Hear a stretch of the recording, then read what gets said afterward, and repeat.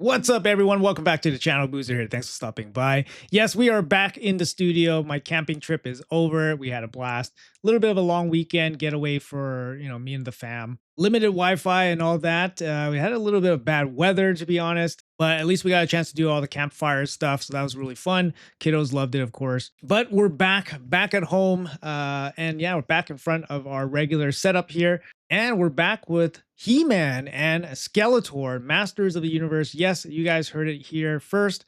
He-Man and Skeletor is back. Now, these guys are the second collab IPs that actually returned back to Raid. So the first time this has ever happened was actually Ninja. Ninja was one of the first collab kind of champions that was brought into Raid. And then he returned 3 years later to the day. So obviously some kind of contractual thing. And here with He-Man and Masters of the Universe with Skeletor, it's 18 months. So these guys obviously had some kind of contractual thing, year and a half time period passes, and boom, they have returned. Now, this is pretty interesting because it kind of opens the door up for maybe potentially some of the old collabs to show up maybe in a couple years from now. Anyways, folks, so like I said, we're back with He-Man and Skeletor. This time we do have some updates. They're not just going to be the same champions that we saw the first time around. So let's jump into it. All right, so here is the campaign overview. So He-Man and Skeletor are back in Raid, and they are as powerful as ever, with He-Man being back with his original skill set, all right? And Skeletor gaining an upgrade of his skill setup to make their epic rivalry even more legendary. So the start date for this will be May 19th, and the end date will be July 20th. Now, this kind of lines up with what the CEO of MTG was kind of saying in terms of the overall plans here for Plarium and Raid, that they were going to slow it down for the summer months, and then things are going to pick up in the back half of the year. So I guess this is what they mean by slowing it down, by bringing back a past IP. Maybe it's cheaper to bring them back, or maybe it's just something that was a throw-in condition in their original contract. So maybe it doesn't really cost them anything in terms of marketing spend, for example, right? But it's also a really good thing because it gives players that weren't playing a year and a half ago a chance to pick up, for example, one of these champions or both of these champions if they so choose. And it gives people a little bit of nostalgia that missed out on the first time around. So we got the activation dates there, start and end date. They've actually updated the in-game music themes for He-Man and Skeletor. So make sure you guys check that out when it becomes live in-game. I can't view it right now. We're just not on the test server right now. But hey, it's there. It's a small update, nice little flavor and all that. All right, so a little bit of in-game info here. So He-Man, Sacred Order, Legendary Magic Attack Champion. I know a lot of you guys will have He-Man from a year and a half ago, but if you guys are new to the game, He-Man is actually a really, really strong champion. He didn't get as much credit as I think he deserved, when people first got their hands on him. But, he's a big threat. And he can actually deal quite a bit of damage in both areas of the game, PvE or PvP. So really, really good champion. He's going to be the pay pass champion here. And then opposite him, we have Skeletor, who is from the Night Revenants. He's also a legendary champion, and he's Spirit Affinity, and he has a support kit. Now, the ways to get these champions here are going to be the same as per usual. There's going to be a 14-day loyalty program, a champion pass, and then other events and activities to try to acquire these champions. Now, both of these champions will only be available during the dates that I just mentioned, which is May 19th to July 20th. After that, they're going to be gone again. Maybe forever this time, who knows? All right, like I was saying, just to confirm, Skeletor is going to be the 14-day loyalty program. That means he's going to be the free login champion that we will be getting from this re-collab, I guess. During the Raid Master of the Universe campaign reactivation, every player will get a chance to get Skeletor via the 14-day loyalty program. As per usual, they divide it into two phases. Phase 1 will allow players to claim Skeletor himself on day 7 and his soul on day 14, all while gaining other resources along the way. Phase 2 will start once you complete Phase 1, and will feature other useful resources ready to be claimed by completing dedicated quests. So you can kind of see here from the second slide, you got a Primal Shard, which is very nice. And then of course, you have his 5-star soul, which is going to be very, very useful at building up some of his stats. Some key dates here just for you guys. Enrollment date will be May 19th. Enrollment end date, so the last day to actually get into this loyalty program, will be June 15th. And then the end of this will be June 22nd. Now, I did confirm that if you already have Skeletor, you guys can get a second Skeletor as part of this program. So then that is a free faction guardian for you guys if you guys already have Skeletor. I mean, hey, that's pretty cool. At least that gives you guys some additional stats for your Knight Revenants. Or you could +1 your Skeletor, I guess, if you already have one. But it's going to be an extra one. I think that's better than the Ninja collab that we had previously, because they didn't give us a second Ninja. They didn't give us a second one. So in this case, they're going to give us a second Skeletor, which is pretty sweet. All right, guys, so as I was mentioning, Skeletor did get a rebuff or rebalance here to his entire kit. Let's read about it here quickly. Skeletor is back, and it is a perfect moment to revamp his skill kit a bit because the Lord of Destruction deserves it. Each aspect of his skill kit was improved without too drastic changes to the mechanics, but impactful enough to make a difference. Skeletor is now better at manipulating buffs and debuffs, and got a more simplified way to apply those debuffs too. Of course, he's still in the feud with the Tellurian League, and the updated passive skill definitely emphasizes it even more. Skeletor, while becoming significantly better at PvP content as a single target crowd controller and debuffer, also gets an updated performance across many of the PvE game modes as well, thus making him stronger than ever. So let's quickly go over his overall kit here. I'll tell you guys this. Previously, when Skeletor was first released, he was probably one of the worst champions. He was one of the worst champions definitely ever released for free. He's probably one of the worst collab champions. I wouldn't say he's one of the worst champions ever in the game, but he was definitely in the bottom percentile of champions. So he definitely deserved a rebuff.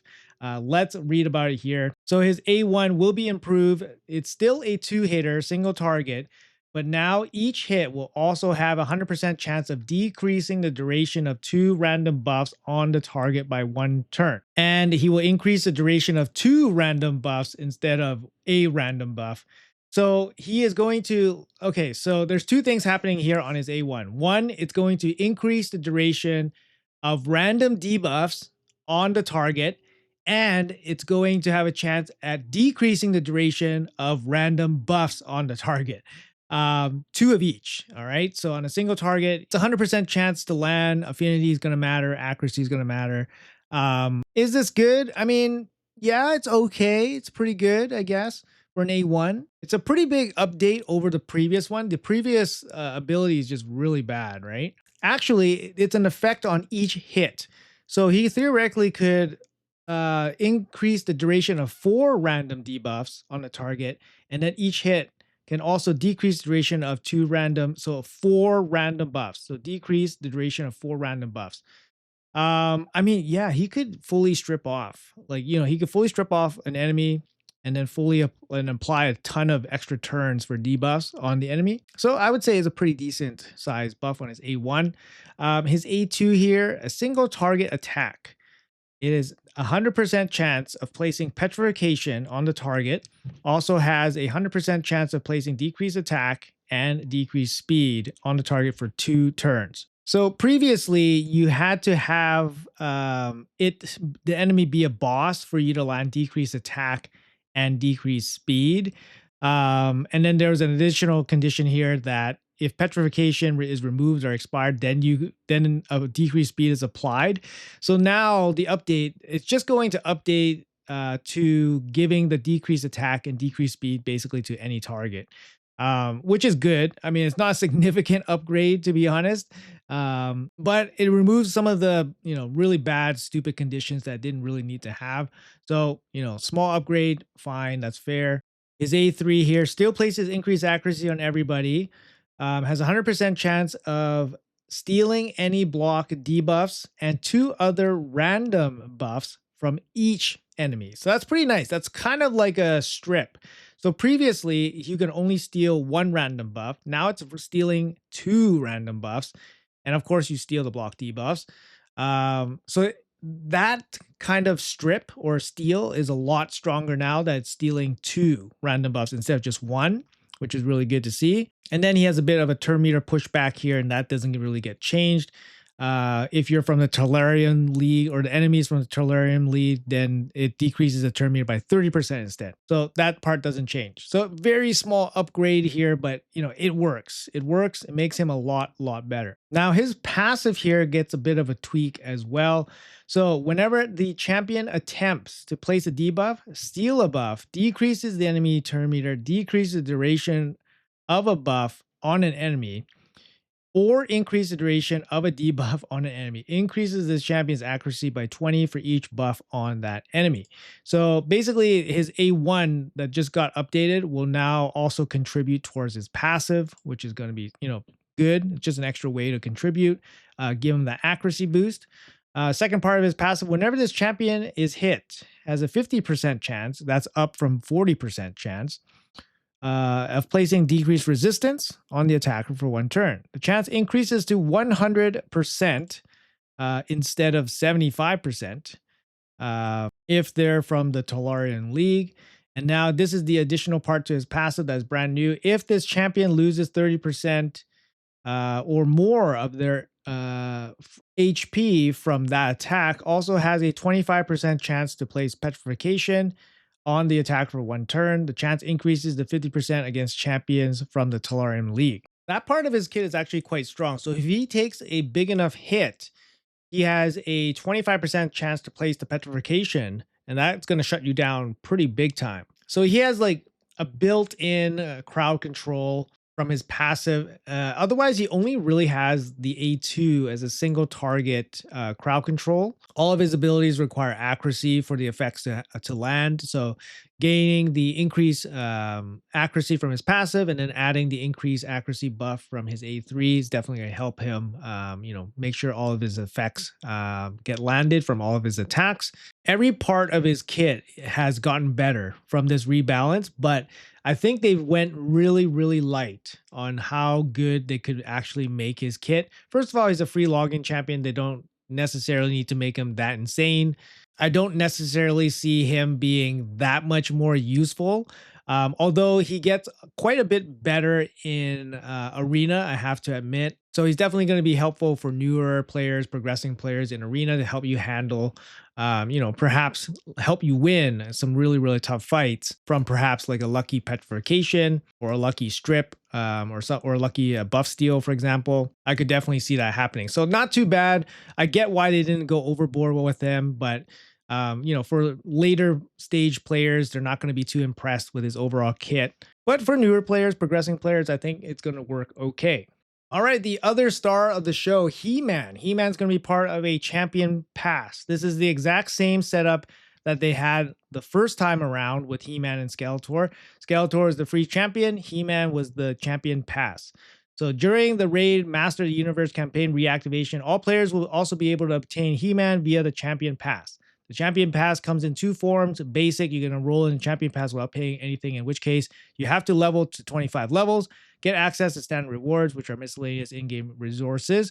He-Man avatar, but not He-Man champion that cannot be obtained in any other way. So if you don't pay for the champion pass, you can't get He-Man. All right, guys? But you can get his avatar and a bunch of random, in-game goodies if you guys want that. Now, the Elite comes in two subsets. Number one, you have to complete 25 levels. You get standard rewards, various in-game resources, including He-Man avatar as one of them. To get access to premium rewards, which are in-game miscellaneous resources, you get to access premium rewards, which are miscellaneous in-game resources. One of the rewards in the Elite option will be He-Man, the champion. And then, of course, you can purchase access to remaining levels at any point for your progress. And then number two, you can get all the levels instantly. Just fast track yourself straight to He-Man. You get the champion right away. Either way, you pay for the champion pass. You're going to get He-Man at the end of it. The enrollment dates, some key dates here that might be important for you guys. May 19th, end of the enrollment date, June 22nd. And then deactivation rate, the last day to get He-Man will be July 20th. And if you guys don't know, this is He-Man's kit here. He-Man is actually in the game's index. So if you guys want to check him out, check out his animations. He's going to be right there. His A1, single target hit, places an extra hit against enemies from the Corrupted.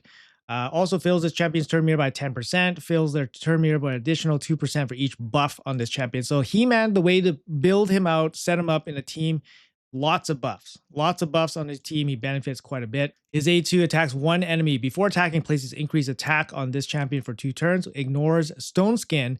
If this attack kills an enemy, fills the turn meter of all allies by 30%. That's very, very significant. He's a very big threat, especially if you have some key characters in Stone Skin. So He-Man is always going to be a big threat against any kind of Stone Skin champion that you want to be protected. This is on a 4-turn cooldown as well. And then going into his A3, I have the power, attacks all enemies. The damage inflicted by this skill increases by 10% for each buff placed on this champion before this skill is used, up to 500%. Resets after the skill is used. So the more buffs you land on this guy, he just keeps stacking them up, and then he's just going to unleash this giant AoE attack. And yeah, it's just crazy amounts of damage. There's been some playtests with him in really good teams and in Hydra, and he's just doing a boatload of damage. And let's check out his passive here. Master of the Universe increases this champion's attack and HP by 5% for each buff placed on this champion, up to 50%. Places Strengthen on this champion for 2 turns at the start of each round. Also places Strengthen on this champion for 2 turns whenever an enemy's HP drops below 50% after this champion attacks. This champion is immune to petrification, which is what Skeletor has. So he can self-buff himself with the increased attack, and he passively places Strengthen on himself. His HP also increases for all the buffs that go on him, up to 50%. And then lastly, he does have speed in all arena battles by 28%. So definitely a very viable champion. He does require a little bit of synergy from his, team to make him really, really do super well. Obviously, all the buffs. But if you just want to use him mainly, for his speed aura, that's really good. And then he has the ability to threaten Stone Skin champions. That's going to be really strong also. Now, I will say that with the introduction of Mercurial, we will probably see less Stone Skin around and more Mercurial. And in this case, He-Man can't do anything about that because all of his abilities are single hit abilities, unless you're counting his A1 versus the Corrupted faction. Sorry, not faction, alliance. But all of his abilities are single hits, so he's going to have a tough time against any kind of Mercurial stacks. So I would say his overall effectiveness has definitely fallen off, from a year and a half ago when he was first introduced. With that being said, if you don't see a lot of Mercurials, guys, like for example, if you're just using him for PvE, or if you're just starting off in the game, like brand new player or progressing player, you're probably not going to see too much fully decked out Mercurial teams in the arena. So He-Man can still be very useful for you there. Generally He-Man is useful in a lot of different areas like Wave Clear, Hydra, Arena. Generally a pretty hard hitting champion that self buffs, so he doesn't rely on other champions to buff him up in terms of increased attack. But obviously bringing more buffs will make him more powerful. But as a standalone kind of champion, he can still, be effective, just not as effective as if you built a dedicated team around him. The other knock against him is that he doesn't have any kind of way to keep himself alive. Yes, he places Strengthen on himself, but his base stats are relatively squishy, attack based damage dealer, 16k HP. So he's not going to be able to stay alive from any significant hit or take any significant damage, even with a Strengthen on himself. So that's a little bit unfortunate, but that's a knock against, a large majority of attack-based damage dealers anyways. They're just not going to be able to take too much damage, and He-Man here is no exception. So anyways, guys, so that's going to be the full recap here. So we got He-Man, Skeletor back, Masters of the Universe collab. After 18 months since their first release, they are returning back to Teleria, back for everyone to get a second crack at them if you guys want. Skeletor will be the free champion, login champion, guys, and we will be able to get a second copy of him. And He-Man will be the champion pass champion this time. Same as last time, same setup as last time. Let me know in the comments below what you guys think. Do you guys think this is a little bit lame that we're getting the same collab again? Were you guys expecting something else? Let me know in the comments below. Thanks for watching, guys. Appreciate you guys. Have a great day, and I'll see you guys in the next one.